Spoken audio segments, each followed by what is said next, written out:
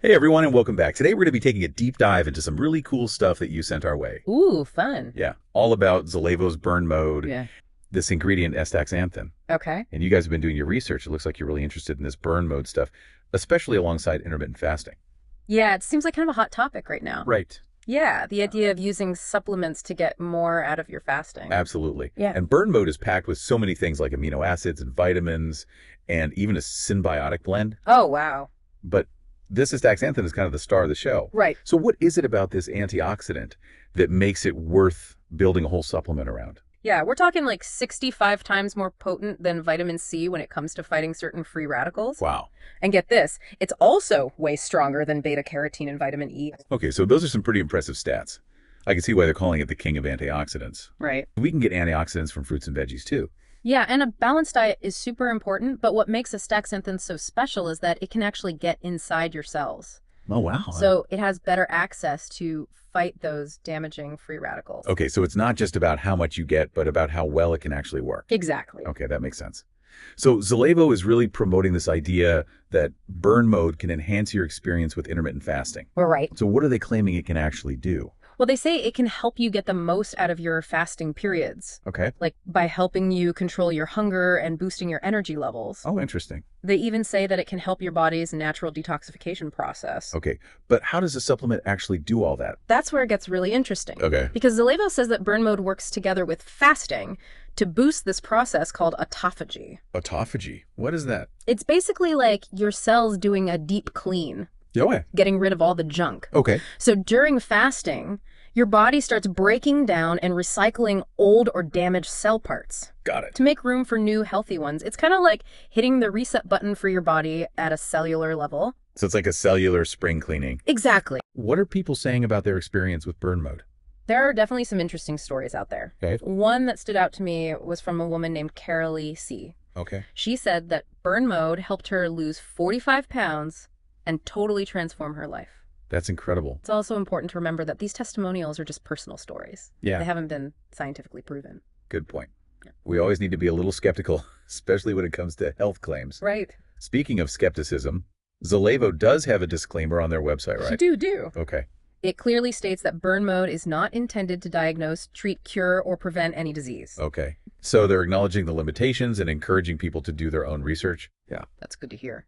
It's hard to ignore the potential of these ingredients, Yeah. especially that astaxanthin. Okay, so let's talk more about that. You mentioned some studies about the benefits of astaxanthin. Yeah. What kind of effects are we talking about? What stood out to you from the research? One thing that's really interesting is how astaxanthin affects athletic performance. Studies have shown that athletes who took astaxanthin could actually run 10% longer before getting tired. Wow, 10%. That's pretty significant. It is, and it also seems to help reduce muscle soreness and speed up recovery time after tough workouts. So if someone is really active or training for like a marathon, hmm astaxanthin could be a game changer. It could be, for sure. More research is always needed, but the early results look pretty promising. Okay. And it's not just about physical stuff either. Oh, yeah. There's evidence that astaxanthin can also be good for your brain as you get older. Okay. Some studies suggest that it might help protect against cognitive decline. That's pretty amazing. Yeah, and there's even some early research looking at its potential role in preventing age-related neurodegenerative diseases. That's incredible. I mean, I think a lot of people worry about their brain health as they age. Right. So it's good to hear that there might be something that can help with that. But if astaxanthin is so great, Yeah. how come we haven't heard more about it before?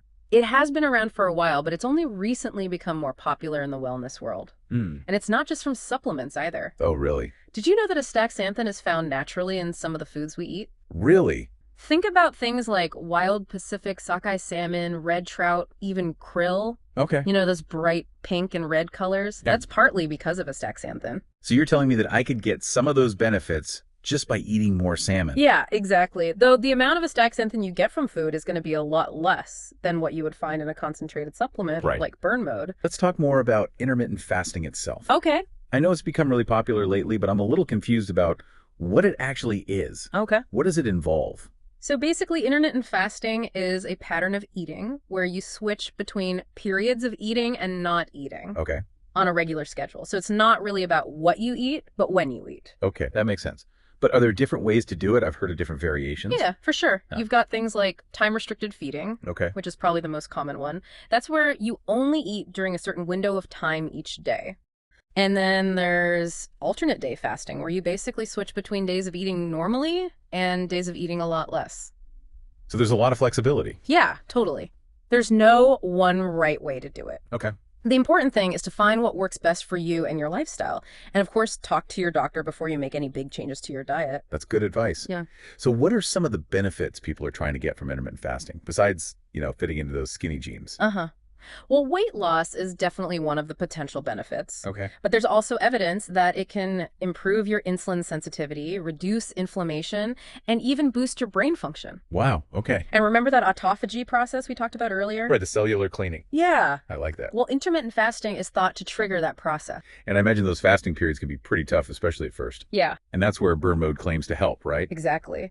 They say it can help you through your fasting journey. Okay. The idea is that the ingredients can help reduce those hunger pangs and give you sustained energy Got it. to make the whole experience more comfortable and easier to stick with. So you're saying I'm less likely to raid the fridge if I'm taking burn mode. Ha ha ha. Well, that's what they're saying. But even if it just helps a little bit, it can make a big difference for people who find fasting really hard. Definitely. And don't forget, burn mode isn't just about suppressing hunger. Oh, right. They've also added things like acetavello, aloe vera, Z1 minerals, and milk thistle, which they claim offer extra benefits for gut health and detoxification.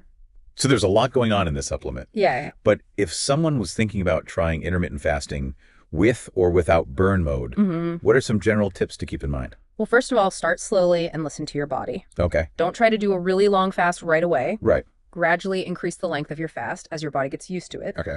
And stay hydrated. Drink plenty of water throughout the day, especially during your fasting periods. Good advice. So we've got some good advice on how to do intermittent fasting safely and effectively. Right. Now, I'm curious, are there any potential downsides or risks we should be aware of? Like with any changes to your diet, it's important to be careful with intermittent fasting Okay. and to make sure it's right for you. It might not be a good fit for everyone, Right. especially people with certain health conditions like diabetes eating disorders, or if you're pregnant or breastfeeding. Okay. It's always best to talk to a doctor to make sure it's safe for you. That's a really important reminder. So it's all about finding that balance where you're challenging your body, but in a healthy way. Exactly. And remember, intermittent fasting is just one part of being healthy. It's important to combine it with other good habits, like exercising regularly, managing stress, and getting enough sleep. It's all about finding what works for you personally. Exactly. And even small changes can make a big difference over time. Couldn't agree more. The important thing is to be open-minded, do your research, and most importantly, listen to your body. Keep learning and keep diving deep. Until next time. See you then.